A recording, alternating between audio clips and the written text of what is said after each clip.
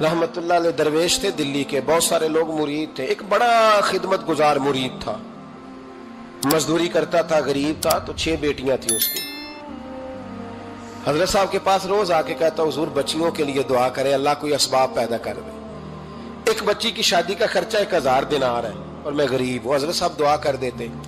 خانقاہ شریف کے تھوڑے ہی فاصلے پر حضرت جہاں بیٹھ کے مریدوں کی تربیت کرتے تھے، اس سے تھوڑا ہی فاصلے پر نا ایک عیسائی رہتا تھا، بڑا مالدار تھا، بڑی سارے اونٹ، گائیں، بھیڑ، بکریاں رکھی ہوئی تھی، اور حضرت شرف الدین رحمت اللہ علیہ کی بڑی مخالفت کرتا تھا۔ اور یہ جو آپ کا غریب مرید تھا، یہ اس کا پڑوسی تھا، ایک دن بلا کے نا ان کو کہنے لگا کہ تو کدھر جا کے جو ہے وہ ٹکرے مار رہا ہے، وہاں سے کچھ نہیں ملنے والا، وہ تجھے کیا دیں گے جن کی خانقاہ خود چندے پہ چلتی ہے، مدرسہ چندے پہ چلتا ہے، مسجد چندے پہ چلتی ہے، تیری بیٹی کا معاملہ کہاں حل ہوگا؟ تو اس درویش نے کہا کہ تو میرے پیر کو نہیں جانتا، تو مجھے میرا محبوب نہیں ڈٹھا، تو پتہ نہیں نا، تو اس رستے کا مسافر نہیں، تو نہیں جانتا، ان کا بس چلے نا تو وہ ہر قیمت میں میری بیٹیوں کی شادی کرا دیں۔ اب وہ عیسائی تھا، کہنے لگا اچھا چلو ٹھیک ہے، اگر اتنی بات ہے نا تو جاؤ ان سے جا کے کہہ دو کہ 6 سال کے لیے میرے ساتھ معاہدہ کر لیں، وہ میرے جانوروں کو چارہ ڈال دیا کرے، 6 سال ڈیوٹی کرے، میں 6000 دینار دے دیتا ہوں۔ وہ میرے ساتھ 6 سال میرے جانوروں کو چارہ ڈالے، رکھتے ہیں نا آپ چارہ ڈالنے کے لیے ایڈوانس پیسے دے کے، اب تو لوگ انہیں بھی غلام ہی بنا لیتے ہیں، بڑی تھوڑی تنخواہ دیتے ہیں، ظلم کرتے ہیں، پورا معاوضہ نہیں دیتے۔ حضرت شیخ شرف الدین کے بارے میں وہ کہنے لگا جب اپنے پیر سے جا کے کہہ کہ میرے جانوروں کو 6 سال چارہ ڈالے، میں 6000 دے دیتا ہوں، تو جو کہتا ہے ہر قیمت پہ جانے کو تیار ہے۔ اس نے جب یہ بات کی تو مرید نے ناراض ہو گیا، وہ لڑائی ہو گئی، گریبان پکڑ لیا، جھگڑا ہوا، بات بڑی دور گئی، اس طرح کی بات کرتا میرے حضرت کے بارے میں، تیرے جیسے کئی میں وہاں کام پہ رکھا دوں۔ جب وہ بڑی بحث ہوئی، بات محلے میں، علاقے میں پھیل گئی، دنیا نے سن لی، تو شیخ شرف الدین تک بھی پہنچ گئی۔ اس طرح جھگڑا ہوا ہے، لوگ سو گئے عشاء کی نماز کے بعد۔ حضرت صاحب نے نا سر پہ کپڑا لیا، اس عیسائی کے دروازے پہ دستک دی، وہ باہر آیا، فرمانے لگے لوگ تو سوچ سمجھ کے ملازم رکھتے ہیں، تو نے بھی تو سوچ ہی لیا ہوگا، تبھی تو مجھے آفر کی ہے، تو اپنی آفر پہ قائم ہے، واقعی مجھے رکھ لے گا اور 6000 دینار دے دے گا؟ کہنے لگا جا بابا کام کر اپنا۔ فرمایا نہیں، تو نے اتنے لوگوں میں بات کی، اتنی بحث ہوئی، تو قائم ہے؟ کہنے لگا میں تو قائم ہوں، پر آپ نے نہیں قائم رہنا۔ فرمایا میں سوچ سمجھ کے آیا ہوں۔ اس نے کہا آپ ڈیوٹی کریں گے، بحثوں کو چارہ ڈالیں گے؟ فرمایا ایک شرط، بس جب اذان ہو جائے نا تو مجھے رب کی نماز پڑھنے کی اجازت دے دینا، باقی صبح و شام جو تو کہے گا۔ اگر اس غریب کی بیٹیاں بیائی جائیں تو مجھے اور کیا چاہیے، اس کی 6 بیٹیوں کا بوجھ ہے اس کے سر پہ، تو مجھے رکھ لے۔ اللہ اکبر۔ وہ کہنے لگا چلے پہ میرے ساتھ خط بندگی کر لیں، آج کل ہم اسٹامپ کرتے ہیں، اس زمانے میں خط بندگی ہوتا تھا، غلامی کا خط، قاضی شہر کے پاس، یعنی اس کا خیال تھا کہ چلو اسٹامپ کی بات کروں گا تو بھاگ جائیں گے۔ فرمایا چل میں تیار ہوں۔ قاضی تک گئے، طے ہو گیا، 6000 دینار دے دیے۔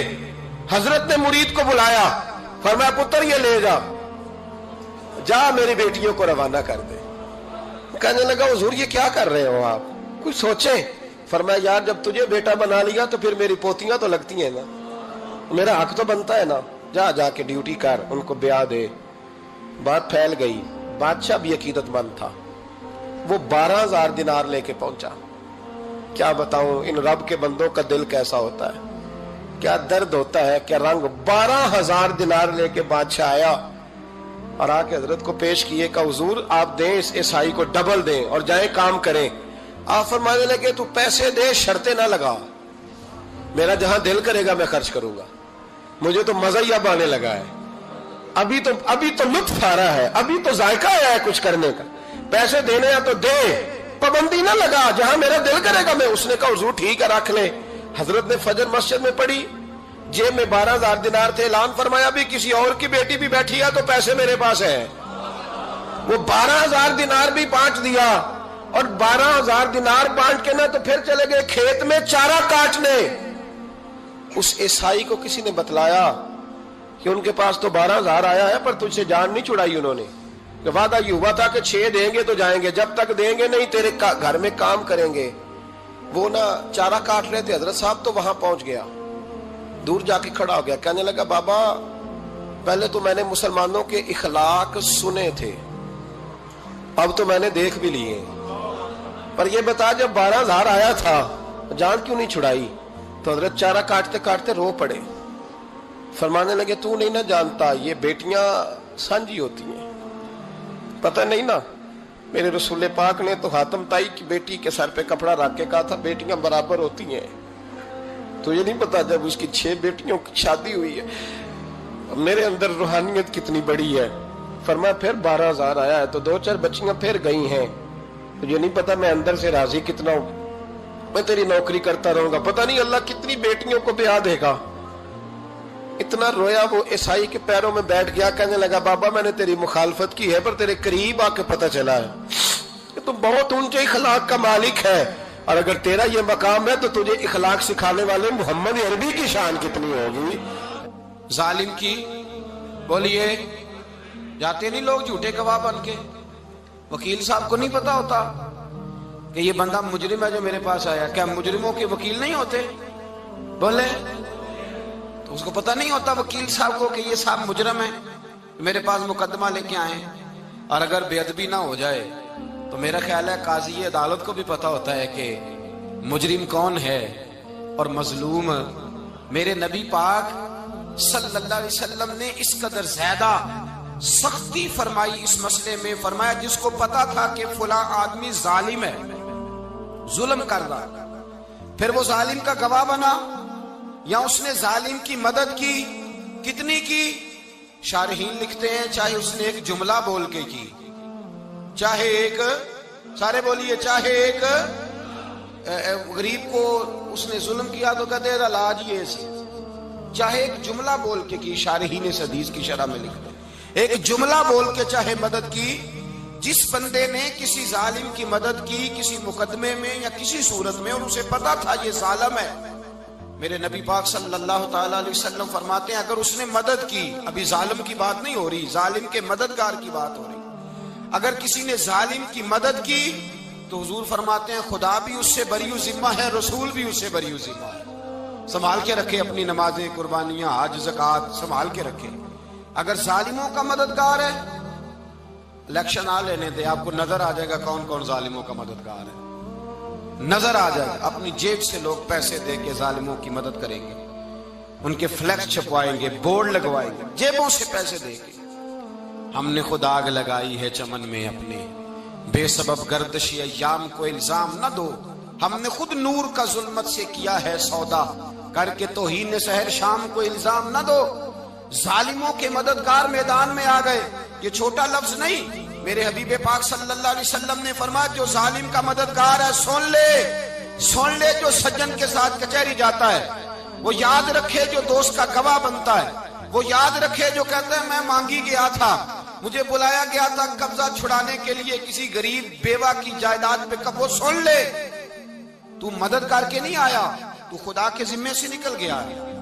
رسول پاک نے فرمایا تیرا میرا تعلق ختم ہو گیا، تو ظالم کا مددگار ہو گیا، پھر تو کہتا میں بے چین ہوں، میں بے قرار ہوں، میں آزمائش کا شکار ہوں، پلٹ کے دیکھ تو صحیح تیرا گناہ کتنا بڑا ہے۔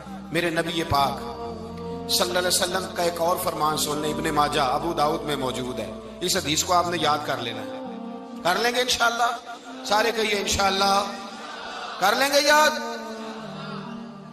حضور صلی اللہ علیہ وسلم نے فرمایا اگر تو ظالم کی مدد کرے گا نا، یہ لفظ دل کی تختی پہ لکھ لینا، یہ مکافات عمل ہے، مکافات عمل دنیا، ادھر کرو گے تو ادھر بھرو گے۔ فرمایا اگر تو کسی ظالم کی مدد کرے گا، سن لے حضور کا فرمان ہے، اگر تو ابن ماجہ ابو داؤد سیاہ میں موجود ہے، فرمایا اگر تو کسی ظالم کی مدد کرے گا تو رب تعالیٰ مرنے سے پہلے پہلے تیرے اوپر بھی ظالم کو مسلط کر دے گا، تیرے اوپر بھی ایک دفعہ ظلم ضرور ہوگا اگر تو ظالم کی، وہ کسی صورت میں بھی ہو سکتا ہے، کسی صورت میں بھی تیرا بیٹا ہی اٹھ کے ظلم کر دے گا، تو الجھ جائے گا، کسی نہ کسی جگہ تیرے لیے تباہی کا سامان ہوگا، تیرے اوپر ظلم ہوگا، اس لیے کہ تو ظالموں کا مددگار ہے۔ چاہیے یہ تھا کہ تو مظلوم کی مدد کرتا، انسانی ایمانی یقین کا فریضہ سر انجام دیتا، تو ظالموں کا مددگار ہو گیا۔ ٹٹول کے دیکھ لیں، رزلٹ نکال کے دیکھ لیں، ہمارے زمانے میں ظالموں کے مددگار زیادہ ہیں، اتنی لمبی زبانیں نکال کے ظالموں کی مدد کرتے ہیں، بڑے بڑے کالم نویس اللہ نے انہیں قدرت دی لکھنے کی، تو اپنا قلم ظالموں کی مدد میں خرچ کرتے ہیں۔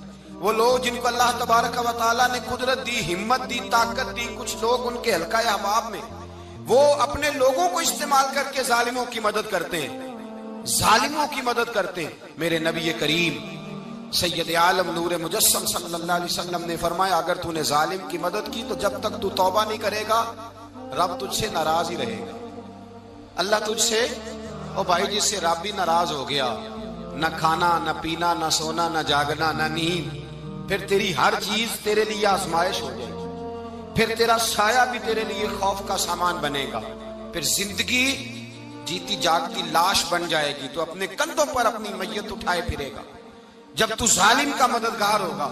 اور نبی پاک صلی اللہ علیہ وسلم نے فرمایا ظالموں کا مددگار بھی ظالم ہوتا ہے، ظالموں کا مددگار بھی، سارے بولے ظالموں کا مددگار بھی نہیں، کو نہیں، آپ سارے نہیں بول، ایک دفعہ بولے ظالموں کا مددگار بھی، پکی بات ہے، ظالموں کا مددگار بھی۔ اللہ اکبر، جس کا یارانہ ہو، جس کا دوستانہ ہو، جو کہے میں نے نا اس کو اوکھے ویلے کے لیے ظالم کو یاد رکھا ہوا ہے۔ کبھی مشکل میں رکھے نہیں ہوئے لوگوں نے ظالم دوست؟ کہتے میں نے رکھے ہوئے ہیں، بلکہ ہمارے دیہات میں تو کہتے ہیں میں نے بازو بنائے ہوئے ہیں۔ کس کو بازو بنا لیا؟ ظالم بھی کبھی بازو ہوتا ہے، جو ظلم کی تلوار لیے میدان میں کھڑا ہے۔ قارون، حامان، فرعون، نمرود کا حال نہیں لوگوں نے دیکھا؟ اپنے زمانے میں آپ نے کتنے لوگ نہیں دیکھے جن کے سائے سے، آواز سے لوگ کانپتے تھے؟ پھر پولیس کی گاڑیوں میں وہ اس طرح مردہ پڑے کہ دنیا نے تماشا دیکھا ان کا۔ یہ رنگ ہم نے دیکھے نہیں اپنے آنکھوں سے۔ فرمایا ظالم کا مددگار بھی، جو کار میں بٹھا کے لے کے گیا وہ بھی ظالم، جس نے چائے پلائی وہ بھی، جس شخص نے کھانا کھلایا وہ بھی، جو کچہری تک ساتھ گیا وہ بھی، جس نے فلیکس کے نیچے، بڑے شرابی کے نیچے چھوٹی اپنی فوٹو لگائی وہ بھی، جو ووٹ کی پرچی ڈالنے گیا وہ بھی۔ کہہ دینا باہر نکل کے کہ حضرت صاحب نے سیاسی تقریر کی ہے، کہہ دینا، پر بات تو سچی ہے نا۔ خو کرے ہم تو سے تھوڑا سا گلا بھی سن لے، خو کرے ہم تو سے تھوڑا سا بھی گلا۔ امام مالک کے پاس ایک بندہ آیا، اس نے کہا حضور میں درزی ہوں، ایک ظالم بادشاہ مجھ سے کپڑے سلواتا ہے، میں تو ظالموں کا مددگار نہیں نا۔ ایک ظالم بادشاہ مجھ سے، حضور میں تو مددگار نہیں نا ظالموں کا، جو فرمایا ظالموں کا مددگار بھی ظالم ہوتا ہے، تو کپڑے لے کے آتا ہے میں سی کے دے دیتا ہوں، ذمہ داری نہیں۔ یہ ایک آدمی دکاندار ہے، اس سے کوئی بندہ چیز خریدنے آئے گا تو تھوڑی کہے گا میں نے نہیں دینی، تو دے گا۔ کوئی بندہ اگر کسی شخص سے کوئی کام کہتا ہے جو اس کی فیلڈ ہے، اس کا شعبہ ہے، اس کا معاش کا وہ سلسلہ ہے، کہتے ہیں یا رسول اللہ صلی اللہ علیہ وسلم ظالموں کا مددگار بھی ظالم، حضور نے فرما دیا۔ تو امام مالک سے بندے نے مسئلہ پوچھا، دل کی تختی پہ لکھنے والی باتیں ہیں، کہا حضور میں درزی ہوں، ظالم کپڑے سلواتے ہیں، میں تو مددگار نہیں نا۔ امام صاحب کہنے لگے نہیں، مددگار تو وہ ہوگا جو تجھے سوئی دھاگا فراہم کرے گا، تو پورے کپڑے سی کے دیتا ہے، تو خود بہت بڑا ظالم ہے، تو پورے سوٹ سی کے دیتا ہے، تو بہت بڑا ظالم خود ہے۔ مددگار تو وہ ہوگا جو تجھے دھاگا دے گا، جو تجھے بٹن دے گا، جو تجھے نلکی دے گا۔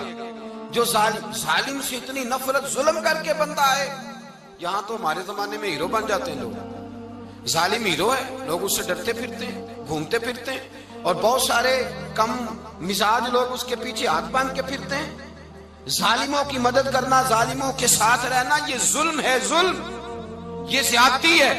میرے نبی پاک صلی اللہ تعالی علیہ وآلہ وسلم نے ارشاد فرمایا، یاد رکھو رب فرماتا ہے میں مظلوم کی مدد ضرور کروں گا، چاہے جلدی کروں چاہے دیر سے کروں، میں مظلوم کی مدد۔ اور حضور صلی اللہ علیہ وسلم نے فرمایا ہے، حضرت معاذ بن جبل کہتے ہیں حضور نے مجھے یمن کا گورنر بنایا، جب میں جانے لگا نا تو حضور نے بڑی نصیحتیں کی، بخاری میں موجود ہے، فرماتے ہیں جب میں پلٹنے لگا تو میرے رسول نے فرمایا معاذ ایک منٹ ٹھہر جا، ایک بات میری یاد رکھنا، اس کو نہ بھولنا۔ کہا حضور کیا؟ فرمایا دیکھنا کسی پہ ظلم نہ کر بیٹھنا، کہیں تجھ سے زیادتی نہ ہو جائے۔ محبوبہ پھر حضور نے فرمایا سن میرے معاذ، میں تجھے گورنر بنا رہا ہوں، زیادتی نہ کر بیٹھنا۔ یا رسول اللہ صلی اللہ علیہ وسلم کیا ہوتا ہے؟ تو میرے کریم نے فرمایا جب مظلوم دعا کے لیے ہاتھ اٹھاتا ہے تو عرش کا مالک کہتا ہے فرشتوں پیچھے ہٹ جاؤ، عرش کا مالک کہتا ہے فرشتوں پیچھے ہٹ جاؤ۔